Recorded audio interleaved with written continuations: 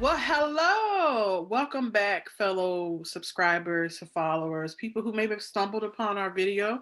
Um, this is probably I would say, a series that we're doing on white supremacy. I'm Martina. This is Lisette. Welcome to our channel. So, if you watched our first video, which you probably should at least watch the first video.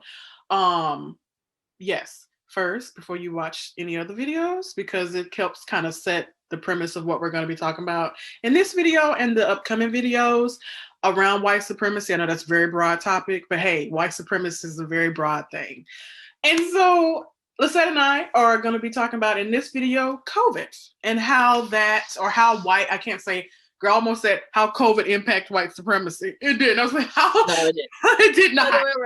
It did not. How white supremacy is still impacting COVID. I think particularly, Lisette and I probably can talk more about the Chicago influence, or how white supremacy has influence here in Chicago, but also nationwide. As you know, we've all been watching the news and the articles. We've all seen these things happening with COVID. So my goodness, it's been a year now. It's been a year. It's been a year. Oh my God, COVID's still here. That bitch trying to stay. She's brought her cousins. She brought her cousins from South Africa, from London. She brought family, honey. She's like, oh, I don't want to go. I don't want to. You thought I'm gone? Y'all trying to do this virus? Let me show you. Mm-hmm. And so, I can't believe it's been a year. Oh my God. But look at a year that it's made, that has been made, with this. And I think, goodness, I think we all can remember what we were doing or where we were doing kind of when we all went into lockdown, and how we still are kind of still in lockdown. Things are still, at least here in Chicago. I don't know, like down there in Texas and Mississippi, at least those two states. I'm not sure if there are any other states. I was surprised Florida has not followed suit and just have opened back up the whole state. And who knows? Maybe by the time this video comes out, there may be some other places that have opened up. And this is why Dr. Fauci's worried about a surge. Yeah, I mean, I'm worried about it. I mean, I see people like out here with no mask going indoor. I'm like, no, why? Like, I don't understand that. And the thing, before we get more into the white supremacy part of this, is like, of course, now people are starting to get the vaccine, whether you're getting the one dose. So I think most people have to get the 2 doses. However, some of the regulations, I don't know if it's CDC or the World Health Organization or certain state health departments are saying, like, if people that have been fully vaccinated can be together without their mask on. Why are we promoting that? No. Yeah. No. We still in a pandemic and her cousins are still here. Like, the vaccine just says if you get COVID, you will have less of a negative reaction to it. Mm-hmm. It didn't say you're not going to get it. Yes. It doesn't make you fully immune to COVID. Like that's something I definitely think about, because it's like no, why would you do that? And the rollout of the vaccine, like, I mean, I know we'll get into that too, and all that, the rollout of it, but it's just like it's not at a pace where anybody should feel comfortable to be out and about without a mask, and whether you're vaccinated or not, like, and things like, but because it's like, no, and to your point of like, I'm like, it's a year later and COVID is still here. Like, it's not gone. There's still the possibility of surges if we don't really continue following those guidelines, because they're still saying, like, even if you have the vaccine, you've gotten the full doses of the vaccine, like, you still have to practice social distance. You still have to wear your mask. The only recommendation for you to be without your mask is if other people have been vaccinated, but not your circle of friends is going to have a mixture of that, and you, like, do you really want to go through that? And it's like, even if you are around a group of people and everybody in that circle is vaccinated, you don't know who they've been around and who that person's been around, and it's just a domino effect. It has to be a very tight, small circle. Girl, Me and you. If we were vaccinated, it'd be me and you. Yeah, that's it. I'd be You like, know who okay, I be being around, and I know who you be being around, and that's okay. Like I just think that is so wild to me. Like, let's not promote that. People still need to wear masks as much as we hate wearing masks. I hate wearing a mask. And that's why I don't go out that often, I'll admit. But I still think we all need to wear them because you need to care yes, about your fellow human being. yeah, You know, and that's the part that really boggles my mind, that masks have become so political yeah, as they are, when it's really just people looking out for each other. You know, if your ass is out there, you need to have a mask on. They got people with oxygen tanks out here and have respiratory diseases. They still wearing a mask. So if they can wear a mask, I can wear one too. everybody, and I think it's such a good transition to talk about white supremacy and COVID when you Yeah. talk about the masks, because as just a person, I never would have thought that masks would be such a divisive topic in the United States. Like, it just never crossed my mind in the beginning, because I was like, I remember when they started saying, like, you should wear a mask, and there was all this confusion obviously in the beginning of like wearing it, not wearing it, the effectiveness or whatever. But when they were like saying, like, I started seeing people in other countries wearing the mask, I was like, okay, I got online, started looking for my Yeah. masks, and I was like, I'm not gonna be out here with no masks.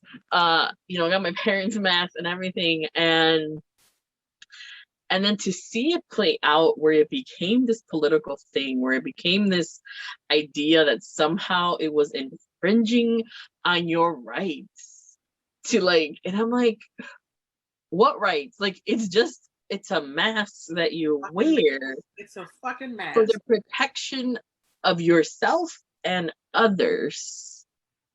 And to our conversation today, like, what role did really white supremacy play into that? Because I'm convinced that there was a role in that. There was a role of like wanting to make sure that, because a lot of the times it was a lot of white people. Girl, you hit the nail on. I was just gonna say, it's white people out here bitching about these masks. I'm sure it's probably a few people of Yeah, color, yes. and and all of us are not wanting to wear masks either. And you will see some of us not wearing masks. But honey, we have not gone up to the Capitol and stormed it and said we don't want to wear masks. Of all the things in the world you choose to care so passionate about, Mhm. you caring this passionate about not wearing a mask. That's wild. Like, and that was the thing, like, I heard when there was like protests against wearing masks and how it should not be mandated, and the people you saw on the screen were white, and the audacity for this government to be like, or the government at the time, the administration at the time, to be like, oh, it's their right, they're and I'm like, no, like, it's not when you're endangering other people. Like, this is a public health crisis. This isn't something that's made up, and it's not something that is just impacting a small group of people or just one country. Like, this is a worldwide thing, that hence a pandemic. Like, that's what it means. And it's like, the fact that if you watched the last video and you saw the beginning where we talked about the definition of like those social, economic, political systems that enable white people, it was just that, like, everything, that all the systems just enabled white people in this country during that whole mask, no mask kind of conversation, to be like out and proud of, like, I don't care about my fellow people, because that's what y'all were saying. That's exactly what they're saying. Like, that's what you're like. It wasn't about, for me, when I saw it, it wasn't about your rights. It wasn't about somebody infringing on your rights, or like, and like, no, it was you just out and proud saying, I don't care about you. I don't care about my family. I don't care about nobody else but me, myself, and I. That's it. That's it. And the thing too, the white people that have made such a ruckus of this and saying like, we don't want the government, we don't want pretty much any agency telling us what we can and cannot do. And I'm like, at what time in history that white people felt the need that they couldn't trust their government. Now, I could understand for black people and brown people. I mean, because that's the thing with the vaccine. We got a lot of folks who are of color and they don't trust the vaccine because they don't trust white people and their white medicine. Sorry. And so, but that I could see black and brown folks maybe want to make that argument like, okay, we not trusting the government because of this, that, and another. But what in history have what has given white people such a great concern about not trusting their government? What has the government done to them to make them government, science, medicine has always done things to people of color and women. I'll say women too, and white women in there. But I'm gonna say something because you bring up such a good point, and it reminds me of the cast book that I talked about, and it's like when you see what the government has done to white people, it took slavery away from white people in this country.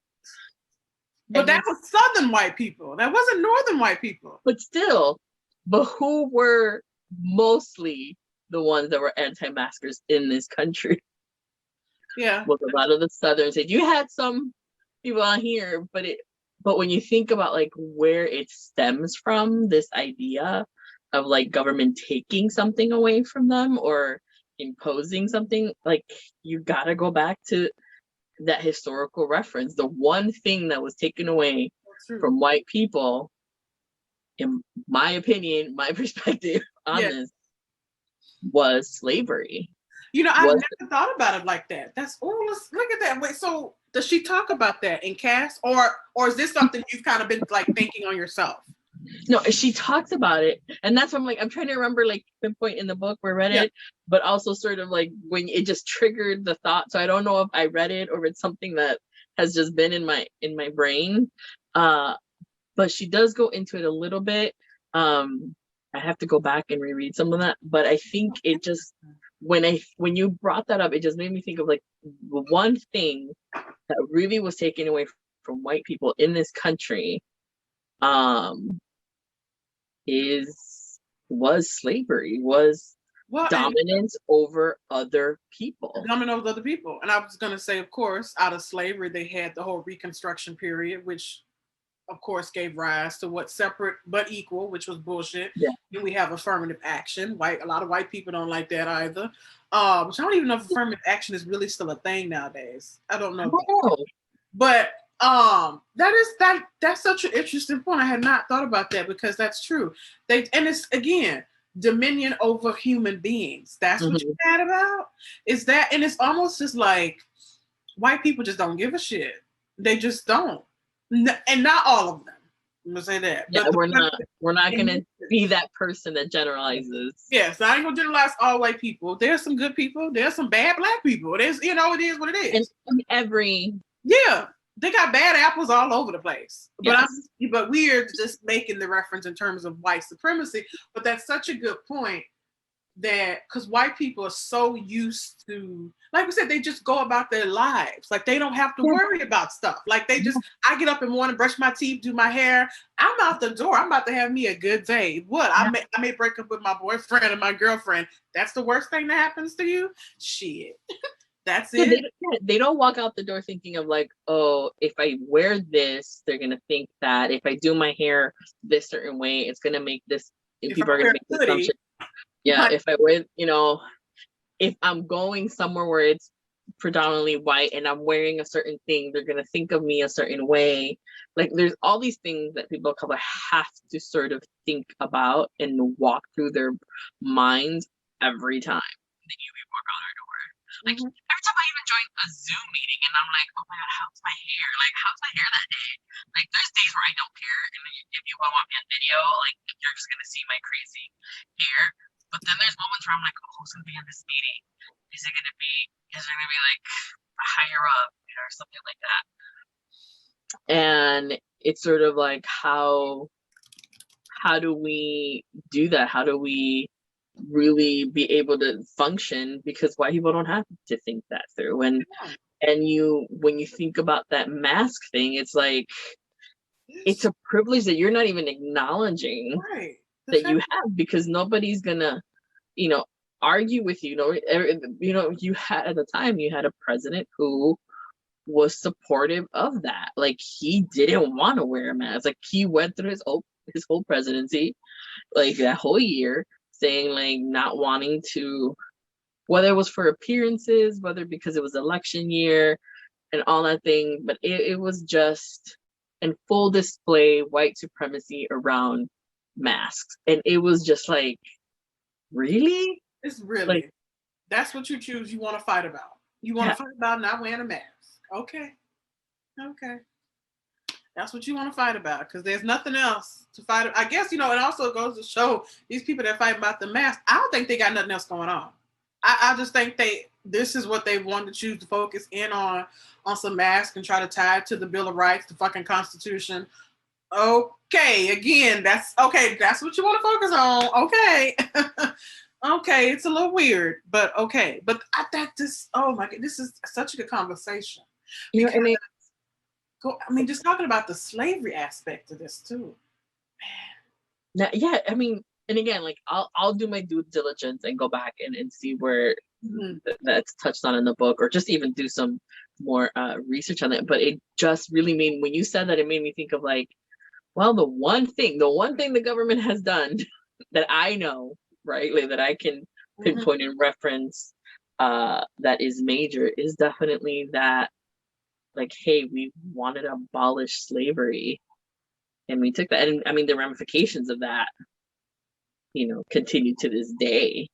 The idea that there's white people out here that still think they should have dominance over other people, and now it's not just blacks, but just anybody that's different, that's not whites. And it's that, like, it's just so interesting. And they want to call people of color lazy, and they don't want to do anything, they don't want to work. Yeah, some of them may not, but they generalize the whole group of people. And honey, you the one over here want somebody to be subservient to you. Like, what type of shit is that? Like, you bad because people have equal footing than you? That's the way it's supposed to be. People should all have an equal and equitable opportunity. Like, what? This is so mind-boggling to me.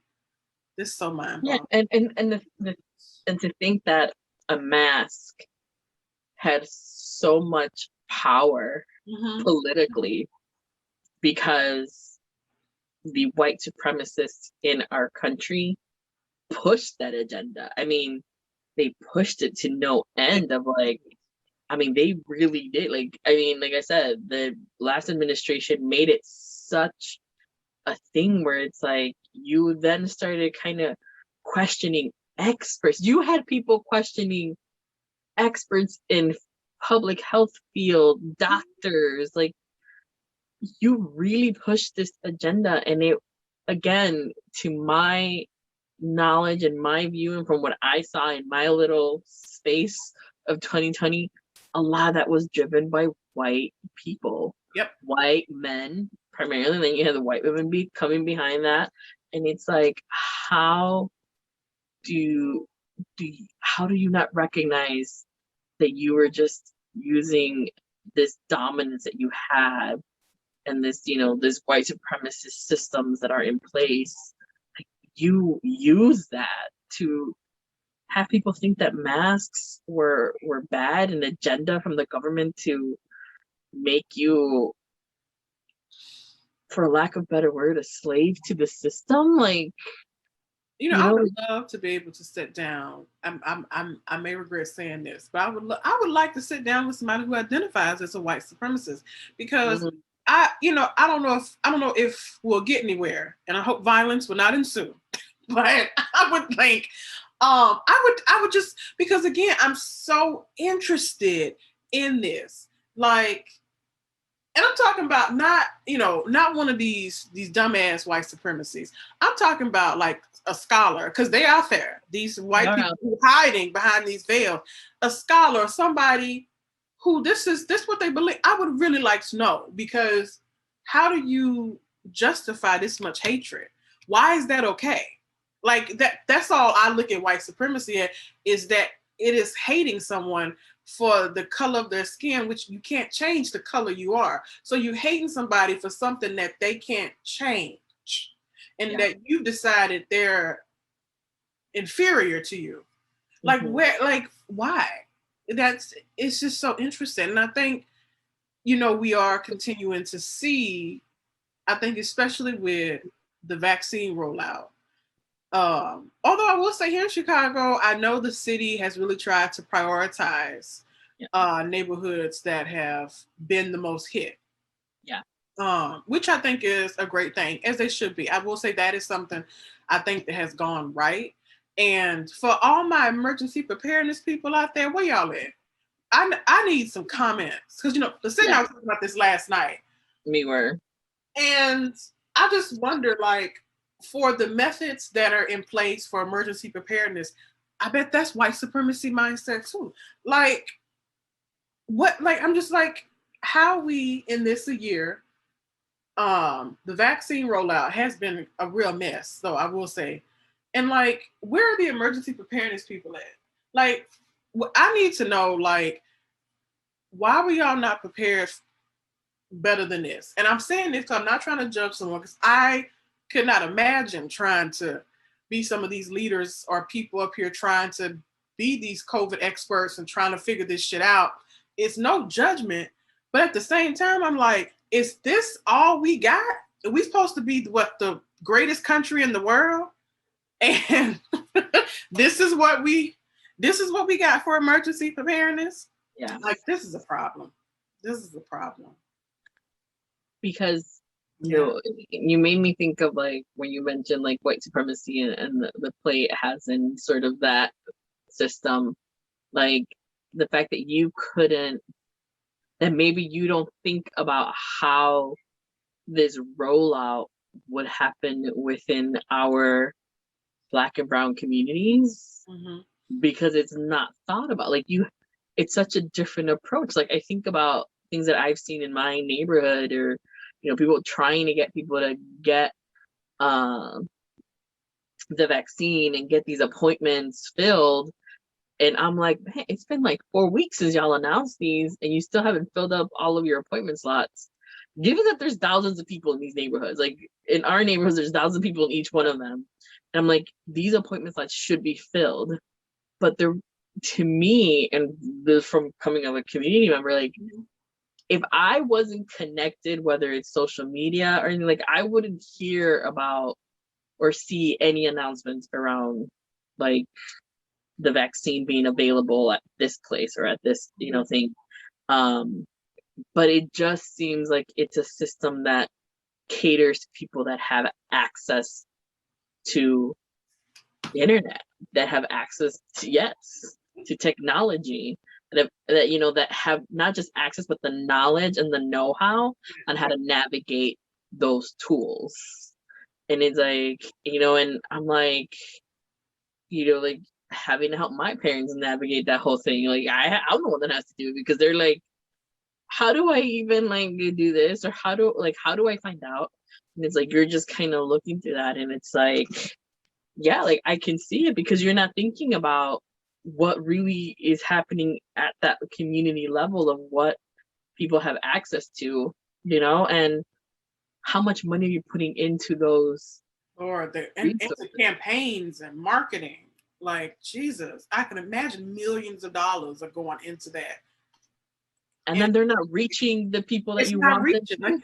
It's not reaching the people who need it. Because I know you and I have had this conversation with some of the South Side neighborhoods. You were telling me the other day that they still have slots open. Yeah. Like, and to me, I think, and of course, I told you a little bit about the situation with my mom and trying to get her into a doctor's appointment. Yeah. And my mom is a lady of a certain age. I won't say her age, because I don't think she wants me to say it on the internet. But she's a lady of a certain age, and she has a very simple smartphone. I'll say it's probably like, if you think like when like smartphones first became a thing, she's very simple one. And she can text at best. But I was telling you all the things I was going through with her. Like, that how the office was trying to text her, and she's trying to understand what they're saying. They telling her like, oh, go to this website and this link. And I think about the same thing with the vaccination. Like, all these millions of dollars that's going into marketing and campaigning for this, and like scanner codes and websites and text messages, everybody doesn't have that. And even if they do have it, they may not understand, they may not even use it. And I don't know why it has become such a thing for people not understanding how to reach people nowadays. Why is that a problem? I remember, because we even talked about it when I was in my old job. Why is it a problem? And we can't figure out how to reach people who don't know how to communicate. Like what did we do before?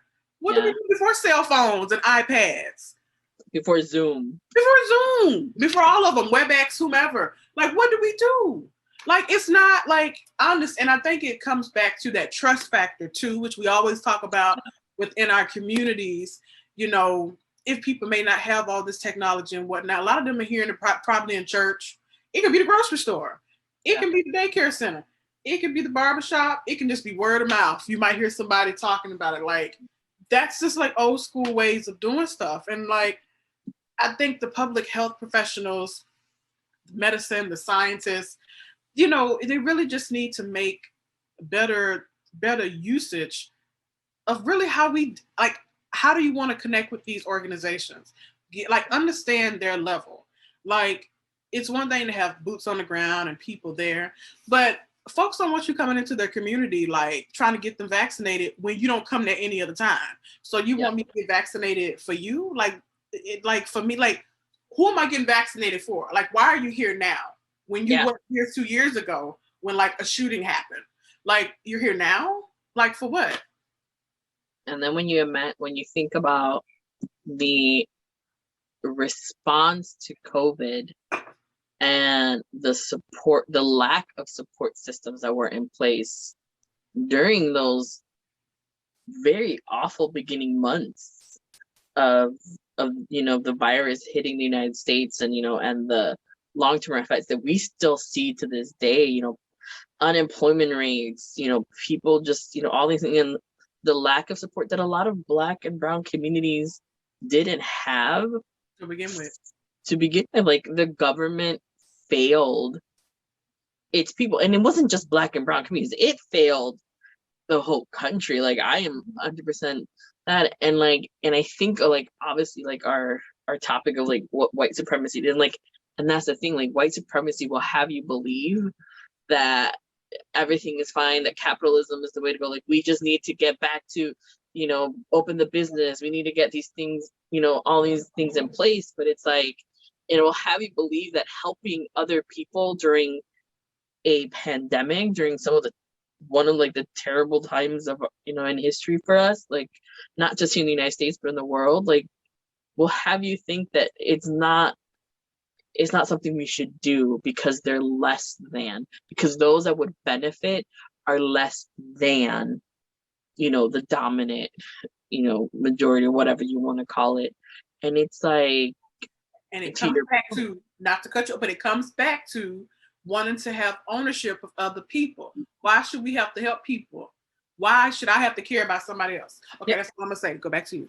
Okay. No, I was gonna say, and it goes back to what you were talking about, like that trust thing, because we saw it play out when definitely people of color needed its government the most.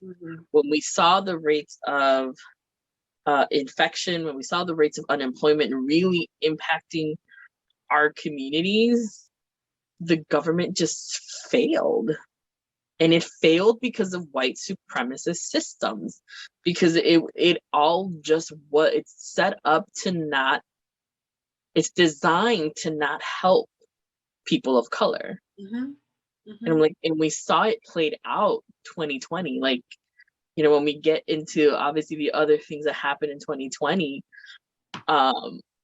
outside of COVID, because there were other things that happened outside of COVID, like, it just plays out. And it's like the fact that a lot of our government leaders can't even acknowledge white supremacy in our system, like, that's a whole other thing to even talk about during COVID, because they couldn't acknowledge as to why if people are like, why are these rates so high in like Oh, communities of color? Like, how can it be so, like, why are we seeing these? Like, why are we? I'm like, you designed it for it to happen this way. exactly. They did. You designed it. White people designed it this way. Like white supremacy. Like this is It's you're only seeing going the white way supremacy. it's supposed to go because of white supremacy. There's a Mhm. lot. I think we would be so much further if leaders in all different sectors would just call out white supremacy and racism. Yeah.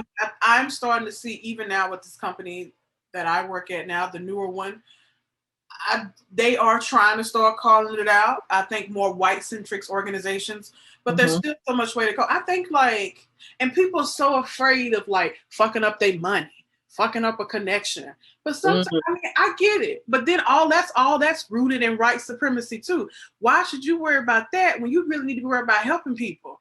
Yeah. Like sometimes, I mean, this is why, our activists and people that have made a difference, they've been jailed, they've been killed, they've been tortured, whatever, because they said, fuck it. This is what I believe in. This is what I'm going to fight for. And I think if we need more leaders like that. Now, I'm not saying we got to incite violence and all that type of stuff, but we need, like, our leaders, like Biden might need to just come out, like, just say it, motherfucker, like, just say it. This is Mm-hmm. what country we live in. Like, stop, they trying to be everybody's friend, and, they trying to be moderate, and I get that. Like, yes, we want to be all kumbaya, but we're not going to be all kumbaya if we don't stop sweeping shit under the rug. Just Yeah. call it what it is. And And I that, think, yeah, not to cut you off, I think one of the things that I'm starting to sort of see more or realize more is that people are more comfortable in saying or calling out racism and saying like, oh, it's racist, it's racism and things. But I'm like, but the cause of racism is white supremacy. Like when you think about like, because you and I always talk about that root cause, and you and I always say the root cause of a lot of these things, a lot of these inequities, racism is white supremacy. And I was like, and I'm like, you have to call it what it is. Like you can't you want to dance around it. You want to say like racism, like I see so many articles like racism is a public health issue. And I'm like, but why is it a public health issue? Because of white supremacy. Like that's why it's a public health issue. I had to And give it's clap for that one.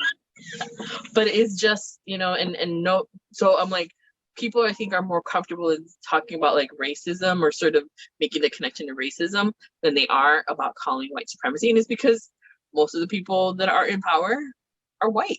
Mm-hmm, mm-hmm. Across sectors. So we're talking nonprofits, for profits, government, like public, all these things, like they're white. Like you can look at most, like I have worked, nonprofit. Like if you look at most nonprofits, you're probably going to see a lot more white leadership than Then people you of color. should. And like white and like nonprofit, Yeah. especially, you see so many white people in nonprofit. It's so but there are different types of white, like, Yes. nonprofits. Not everybody is struggling in grassroots nonprofit. They got Yeah. some very No.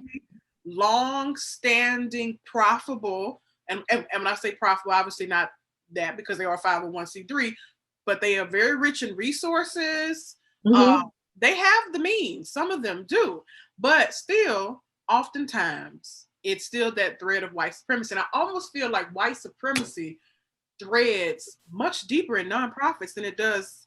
Now, it does in corporate America, obviously. Mm-hmm. We all know the horror stories. But I don't think people talk about the white supremacy in nonprofit. Nonprofit. Yes. They don't talk about that. Like everybody talks about in corporate America, and the white man, this and that. Well, that's kind of obvious, like we know that. And Yes. that, of course, that is still an issue too. But don't nobody talk about that in nonprofit and how nonprofits struggle, because they struggle so much because of the white supremacy. But nobody talks about that. Mm-hmm. Nobody talks about it. I got heated off that. I had to calm down. No, but I mean, it's something that you and I have grappled with and talked about, and this might be something that we dig into, down the line too, like nonprofits, white supremacy, and how we view it. And who knows, maybe we can find somebody a leader in a nonprofit a sector that is willing to talk about. If you know somebody, our viewers, Yeah. that would be willing. Yeah. They don't have to be in Chicago. Yeah, no. It could be anywhere. It could be international. It's just an interesting thing. And I think people people are so afraid to go on the books about stuff. And yeah, I get it, because again, that white supremacy culture will burn your ass. People canceling folks out now for saying all kind of stuff. And I think people now are more afraid than ever to really, speak their mind, because you and I've talked about this, like, to be woke is hard. that is. And to also, sometimes being woke is not enough, and sometimes being woke is too much. Mm-hmm. And it just all depends on what the context is. Yeah. But I think we've come to a great segue. I think so too. I think to talk of, give you a little intro of our next video, which will be about we're gonna talk about last summer. Oh Lord. The police brutality, anti-police, Black Lives Matter. That's which again, nothing new. Nothing new. Nothing new there. Just white people want to be out protesting again. So thank you guys for sticking around for this edition of COVID and white supremacy. So again, leave your comments or suggestions or anything we're talking about, as we've mentioned in our videos, and we'll continue to mention. And we'll be back. So stay tuned. Thanks, guys.